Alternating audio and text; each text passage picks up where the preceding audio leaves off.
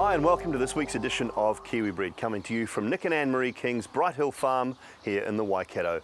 First up this week, it's a look at new season sire French import Dalghar.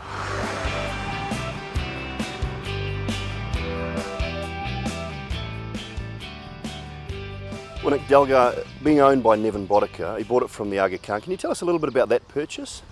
Yeah, it was really interesting. Nevin, who's based in Perth in Western Australia, does have some horses in Europe, and it was involved over there, was friends with some of the people who were associated with the Aga Khan.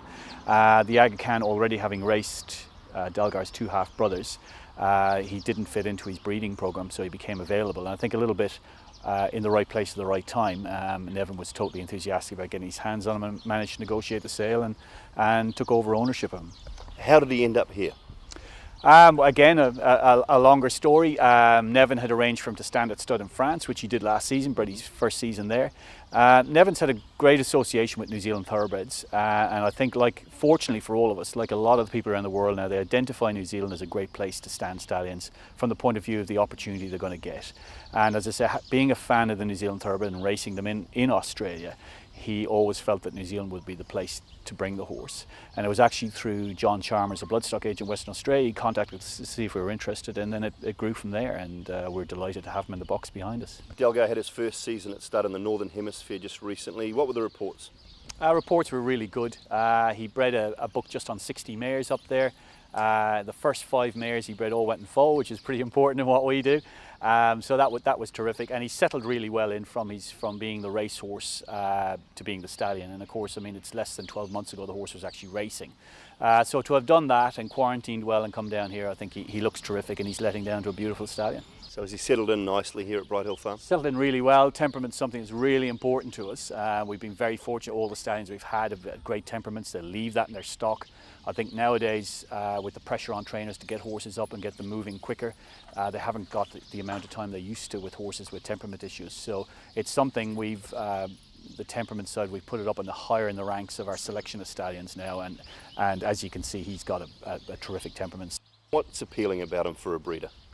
Well, I think that the first thing that just absolutely up front hits you is his pedigree. It's a phenomenal pedigree.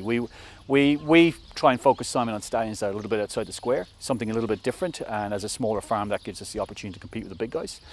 Being a son of Annabelle was a huge plus. He's been a great stallion in the Southern Hemisphere and in the Northern Hemisphere, very successful in Australia and New Zealand, so that was a great appeal. There isn't another son of Annabelle here, so that was a start.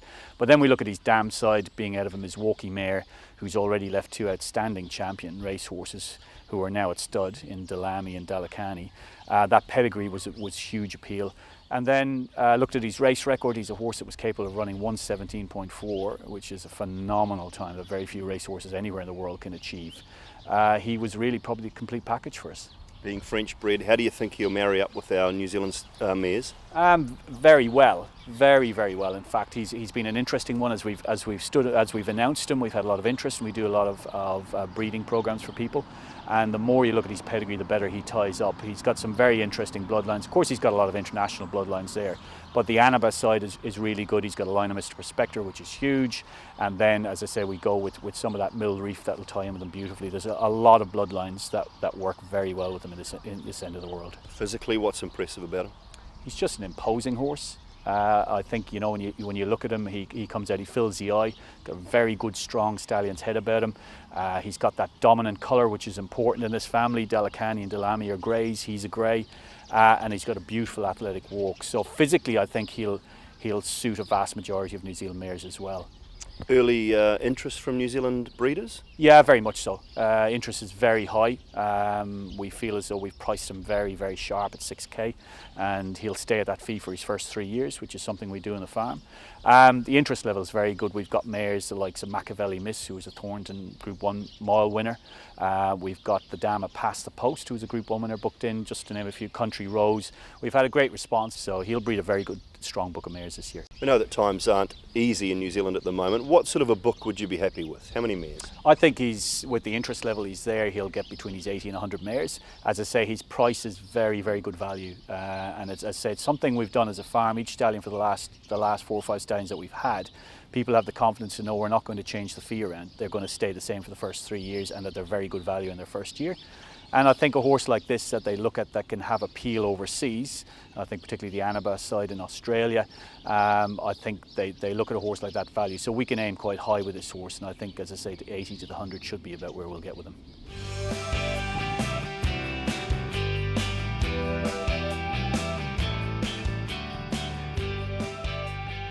Next week we're back at Brighthill Farm to find out a bit more about Nick and Anne-Marie King's family-run farm. Time now to check in with the team at South Rangitikei Veterinary Services, courtesy of International Animal Health Products.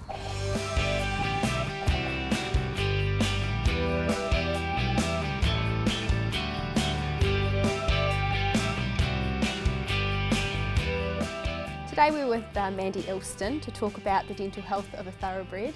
Foals, we'd go back right from the start and talk about young horses and the development of their teeth right the way through. How would you describe that development? When they're born as foals, they have 3 little molars, and then they develop their first incisors within a few days, and then over the next period of time, 6 months, they start to erupt more incisors. So having the opportunity to check foals' mouths and check for any abnormalities or conformational defects is what you're looking for in the early stages.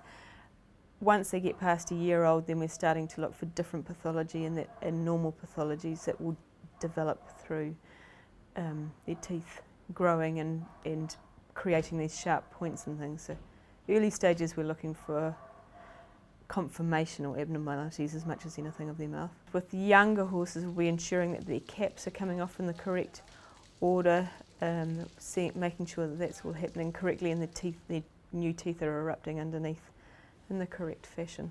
What are some of the signs that the horses will show us if they're having issues with their teeth? Some of them will have difficulty in eating. Certainly as horses have developed really large hooks, that really interrupts with their eating, and often you'll find old broodmares will have huge big hooks, and that they'll be getting skinnier in the paddock and really struggling to eat hay especially.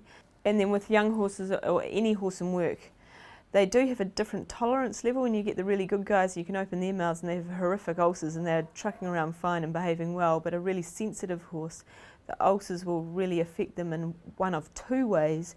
It seems that they either try and desensitise it by really hanging onto the bit and pulling like a train or leaning or lugging, or they do the reverse where they get sensitive about it and start flicking their heads around and not wanting to take the contact at all. So they're both, if they're being difficult to ride, it's a fair indication that at least look at their teeth, and we'll rule that out and hopefully find some pathology that can be fixed to make them a better horse to ride. If we're talking about getting our horses' teeth looked at by a dentist, what are the important stages or times in their lives that they need to be seen? The gold standard certainly is that we look at them as foals. It's not often you get that opportunity, but it'd be fantastic if we did. And then checking them every 6 months from then on through to 7 or 8 years of age. By that stage, all of their teeth have erupted, things have settled down. So if they've got really healthy teeth, you can stretch it out to once a year after that. If we talk about the development of the equipment from years ago that we used in dentistry to what there is today, yes. What are the changes that we've seen? Huge, absolutely huge. I know when I started as a vet, I had 2 terrible little gags and I knew I was doing a bad job. We just took off some sharp points and didn't do a lot to their mouths. But nowadays we've really gone into the power tools and really added an enormous amount of equipment to what we carry around. But the mirrors and picks, we can go and check all aspects of the horse's mouth. We're much bigger on flushing their mouths out. We get in there with lights and actually have a proper look inside the mouth rather than just feeling. So it's really come ahead in leaps and bounds in the last few years. If we talk about the horse's health as a whole, where would you place the importance on the dental health of a horse? I always think the dentistry is it's just one thing that's can make their lives so quickly so much more pleasant. So just keeping a check on them at least annually has to make life better for the horse. And once you have done that check, you know where you're at. So people talk about the cost of dentistry, but it's a one-off fee for the year or twice yearly, end of story. It is of quite high importance, I think, and a simple thing to do.